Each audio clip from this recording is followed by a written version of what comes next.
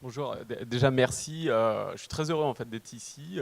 Déjà pour une raison personnelle, parce qu'en fait je suis nantais d'origine et je me suis toujours senti très breton, parce que je connais l'histoire de la duchesse Anne Bien sûr. donc voilà. Je suis Ça arrive très à tout le monde. heureux voilà. Et aussi très heureux parce que le sujet du numérique nous concerne tous et nous au Conseil national du numérique. Alors le Conseil national du numérique, c'est pas très connu. C'est une commission consultative indépendante. C'est 30 membres bénévoles, je répète bien bénévoles. Donc il y a autant d'hommes que de femmes, ce qui est très bien et malheureusement pas assez fréquent dans les institutions françaises. Donc il y a des entrepreneurs, des chercheurs, des investisseurs. Il y avait par exemple Michel Briand, que je salue ici, et qui a fait un énorme travail sur plein de sujets, sur la médiation numérique, sur les communs, qui nous a remonté énormément de choses sur toutes les initiatives dans le territoire, notamment en Bretagne. Donc voilà, donc on rend des avis, on sert d'interface entre le gouvernement et l'écosystème. On aime bien se définir comme le lobby de ceux qui n'en ont pas. Et on s'intéresse énormément à un certain nombre de groupes, par exemple les startups. On parle beaucoup des startups depuis quelques années. C'est très bien, ça fourmille d'idées, c'est génial. Il faut qu'on arrive à aider tout cet écosystème. Il y a eu plein de choses qui ont été dites qui étaient hyper intéressantes tout à l'heure. Là, effectivement, maintenant, on se concentre en fait sur les PME. Le gouvernement nous a demandé de nous concentrer sur les PME, parce qu'on a beaucoup parlé des startups. Et en fait, la numérisation des PME, elle est extrêmement importante. Vous savez, les PME, c'est 99% des entreprises, c'est quasiment 48% des emplois en France, c'est un tiers du chiffre d'affaires. Et quand on regarde un peu quelques chiffres, alors nous, on est au début du travail, c'est pour ça que je suis très heureux de pouvoir échanger avec un certain nombre de personnes ici. Quand on voit en fait un certain nombre de chiffres, on s'aperçoit qu'en France, par exemple sur le e-export, la vente en ligne pour exporter, en fait, on n'est pas très bon. On est à 10%, en fait, il y a seulement 10% des entreprises, des PME françaises qui font de l'e-export, alors qu'en Allemagne, c'est quasiment 3 fois plus.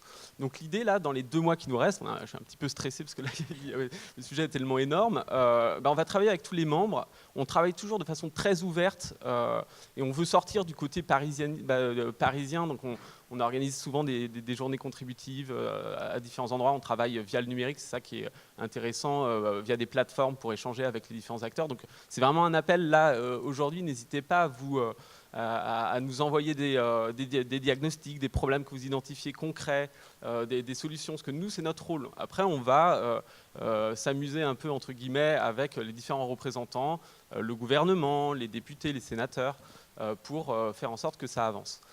Et donc sur les PME, donc il y a effectivement, on a identifié ce premier problème. On pense que le numérique, c'est à la fois une menace et une opportunité, clairement, pour tous les acteurs économiques et notamment les PME. Mais il faut qu'on arrive à trouver des solutions pour qu'on avance là-dessus, et notamment sur l'e-export, mais aussi au niveau national et au niveau local. Je pense qu'il y a plein de... Vous parliez des librairies.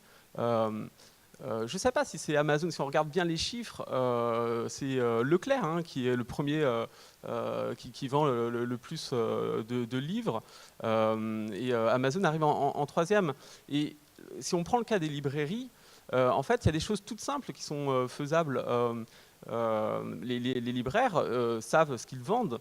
Ils pourraient très bien essayer de prendre les adresses mail, de demander, inciter à recevoir les adresses mail de leurs acheteurs et envoyer régulièrement des newsletters. Ça coûte rien, des outils gratuits sur Internet pour inciter à vendre, pour fidéliser, voilà. En fait, il va falloir qu'on arrive, on va faire plein d'enquêtes qualitatives avec plein de PME. Et on va essayer de donner des conseils, pas seulement au gouvernement d'ailleurs, mais surtout en fait aux PME, sur des bonnes pratiques. Parce que là, ça change énormément de choses dans la façon de faire du business. Par exemple, le mode SaaS, ça peut faire un peu peur. C'est à la fois très bien parce que ça diminue des coûts. Le mode SaaS, c'est un peu en service. On n'a plus besoin en fait, d'acheter plein de serveurs dans tous les sens et puis de les administrer. Et on peut souscrire en quelque sorte une sorte d'abonnement. Mais le problème, c'est que beaucoup de PME ont visiblement peur un peu du système de rémunération où il y a un pourcentage du chiffre d'affaires dans certains cas qui sont pris. Donc il y a toute une éducation à voir. On a parlé d'éducation, c'est majeur. Le très haut débit, c'est important. On ne va pas dire l'inverse, mais il faut vraiment, moi je rejoins complètement ce que disait Corinne Erel, l'histoire des usages, c'est extrêmement important. On met des milliards sur le très haut débit. Mais on met quasiment rien et c'est sur les usages. Et moi qui suis un ultra geek, j'ai besoin en permanence de me reformer pour mieux comprendre un certain nombre de choses. Et alors, je vous parle pas des populations qui sont un peu plus exclues, où on est en train d'automatiser, par exemple, des interfaces pour l'administration, un certain nombre de choses. Et elles ont vraiment besoin de la médiation numérique et ça coûtera en plus moins cher à l'État de traiter ce problème-là. Et ça, il ne faut pas l'oublier. Et on a l'impression qu'il y a un peu un oubli là-dessus. Ça sera essentiel en fait pour tout le tissu économique s'il y a de plus en plus de personnes qui ne sont pas seulement ultra connectées, super rapides des trucs, mais aussi qui savent utiliser les différentes pratiques. Et puis la confiance, je rejoins complètement tout ce qui s'est dit, c'est essentiel. On a fait plein de propositions là-dessus dans le projet de loi République numérique. Je crois qu'Axel Lemaire passera. C'est assez innovant ce qui s'est passé en France. Je pense qu'on a réussi avec une concertation nationale à faire contribuer 5000 personnes sur l'élaboration du projet de loi, puis ensuite 20 000 sur vraiment le texte. Et le débat à l'Assemblée a été de très bonne qualité. Et moi, personnellement, en fait, j'étais assez inquiet parce que quand j'ai eu l'occasion de voir un certain nombre de députés, heureusement, on a Corinne Erel, on a Laure de la Raudière, on a une dizaine de droite ou gauche de députés qui s'intéressent au numérique, mais c'est pas assez. Et là, je pense que le numérique, c'est pas qu'une histoire de geek, c'est quelque chose de politique. Il existe plusieurs types de numérique. Il y a un numérique californien qui a des avantages, mais aussi des inconvénients, on le voit avec Uber et compagnie. Il y a un numérique européen, il y a un numérique français. On a des initiatives et il faut qu'on tous on ait conscience de ça, qu'on discute, qu'on réfléchisse, qu'on agisse, qu'on simplifie et qu'on fasse en sorte que tout l'écosystème s'active. Et voilà. Et c'est vrai qu'il faut arrêter le French bashing parce qu'on a des super. Et là, je pense que vous êtes convaincus.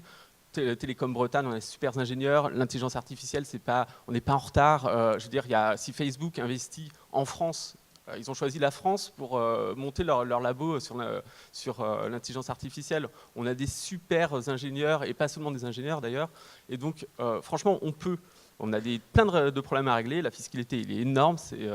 Voilà, il faut qu'on avance. Mais moi, je suis assez positif. Je vois dans plein d'endroits, et pas seulement à Paris, ça fourmille d'idées et ça devrait bien se passer, on l'espère. Merci beaucoup. Avant de passer à des questions avec la salle,